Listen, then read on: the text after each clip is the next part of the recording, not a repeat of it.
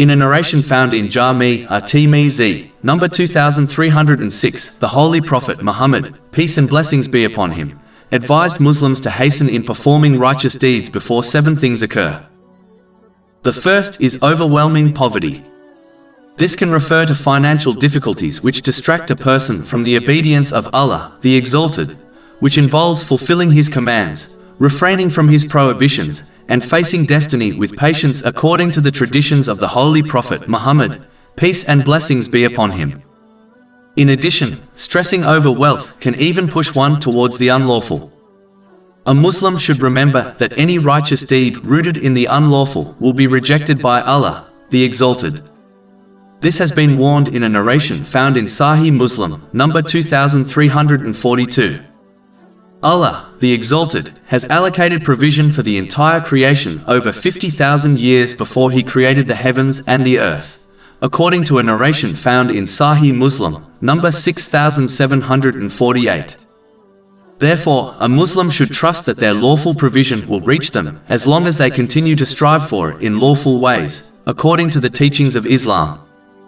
A Muslim should remember that Allah, the Exalted, chooses what is best for His servants according to His infinite wisdom.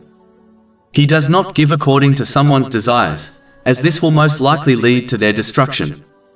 Chapter 2 Al-Baqarah, verse 216. But perhaps you hate a thing and it is good for you, and perhaps you love a thing and it is bad for you. And Allah knows while you know not.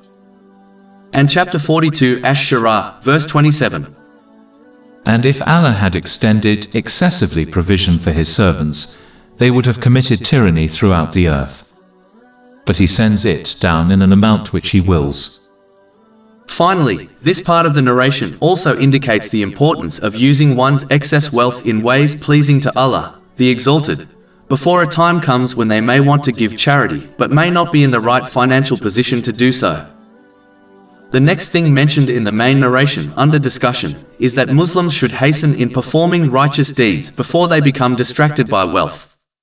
Wealth itself is not evil, but depending on how one obtains it and uses it, can either make it a great blessing for them or a great burden for them in both worlds. If a Muslim strives to obtain excess wealth while neglecting their duties to Allah, the Exalted, and people, and hoard or misspend their wealth, it will become a great curse for them in both worlds.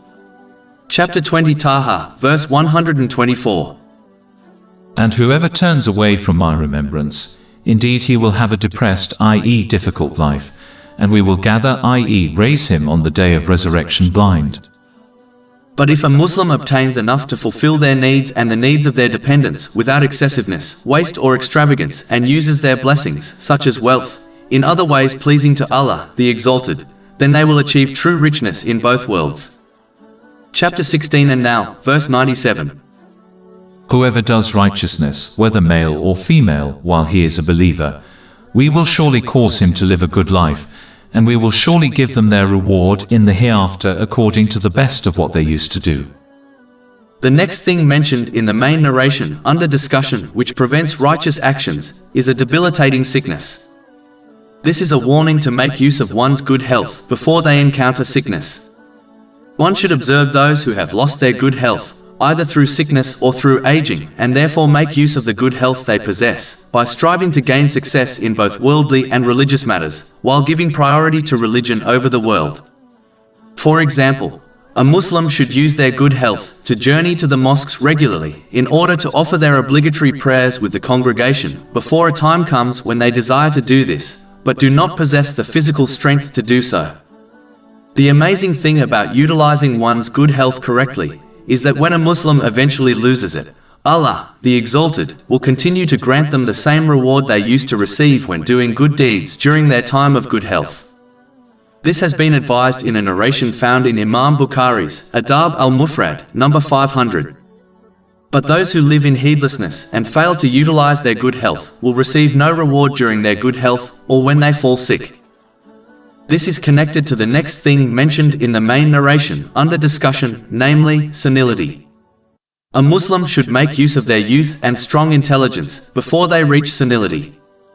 This includes gaining and acting on knowledge and using one's mental strength to obey Allah, the Exalted, by fulfilling His commands, refraining from his prohibitions and by facing destiny with patience according to the traditions of the Holy Prophet Muhammad, peace and blessings be upon him. This will ensure they use the blessings they have been granted in ways pleasing to Allah, the Exalted. One should not delay in this by believing they can learn and act on Islamic knowledge when they are older, as there is no guarantee they will reach older age. In addition, even if they do reach elderly age, it will be difficult for them to learn Islamic knowledge, as the prime age to learn is when one is younger. Finally, even if they manage to gain Islamic knowledge in older age, it will be harder for them to implement the knowledge, as older people become more easily accustomed to their habits, and they therefore find it harder to change their behavior positively. Therefore, one must not delay using their mental strength to learn and act on useful knowledge while they are younger. Finally, it is important to behave in this manner before senility occurs, as even the Holy Prophet Muhammad, peace and blessings be upon him, sought refuge from senility in a narration found in Sahih Bukhari, number 6390. The next thing mentioned in the main narration under discussion which prevents righteous actions is a sudden death. Death is certain, but the time is unknown. A Muslim should not live in heedlessness, believing that their death is far away, as countless people have and will die long before reaching their life expectancy. Nor should they live in such a way, as if they are not going to die at all.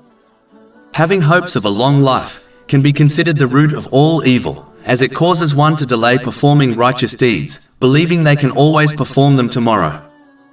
It causes them to delay sincere repentance, as they believe they have plenty of time to change for the better. And having hopes for a long life causes one to prioritize obtaining worldly things, such as wealth, in order to make their expected long life on this earth comfortable. These things prevent one from preparing adequately for the hereafter, which involves using the blessings one has been granted in ways pleasing to Allah, the Exalted. Muslims should therefore reduce their hope for a long life, so that they change for the better and direct their focus to the permanent hereafter. Muslims should not delay and instead act today, as the tomorrow they hope for may never arrive. A wise person does not prioritize preparing for a day they may never reach, such as their retirement, over practically preparing for the day which they are guaranteed to experience, such as the day they will die. In addition, they should also strive to perform the righteous deeds which will benefit them in case their life ends unexpectedly, such as an ongoing charity, which benefits the donor as long as the charity continues to benefit others. This has been advised in a narration found in Jami' at-Tirmidhi, number 1376. The next thing mentioned in the main narration under discussion is the arrival of the Antichrist.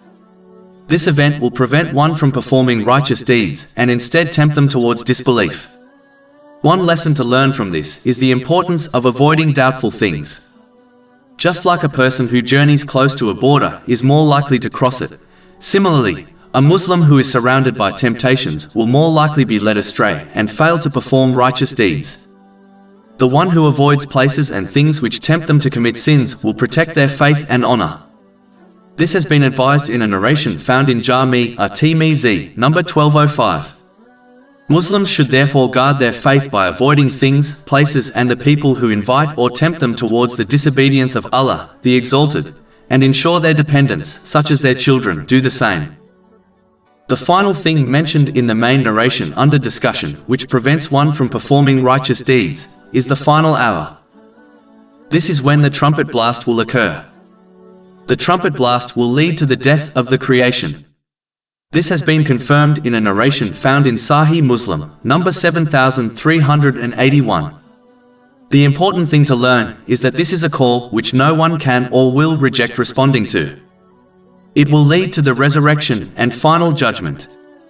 Therefore, Muslims should respond to the call of Allah, the Exalted, through the Holy Prophet Muhammad, peace and blessings be upon him, through sincere obedience by fulfilling the commands of Allah, the Exalted, refraining from his prohibitions, and by facing destiny with patience according to the traditions of the Holy Prophet Muhammad, peace and blessings be upon him. Chapter 8 and Anfal, verse 24. O you who have believed, respond to Allah and to the Messenger when he calls you to that which gives you life. This will ensure they use the blessings they have been granted in ways pleasing to Allah, the Exalted. Whoever responds positively to this call in this world will find the final call easy to endure and respond to.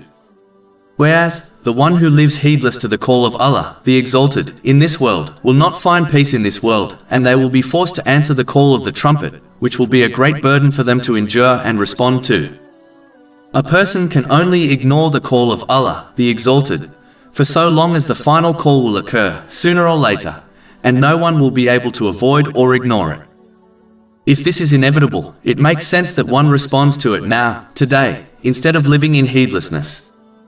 If one hears the trumpet blast while heedless, no action or regret will benefit them, and what comes after for this person will be even more terrifying.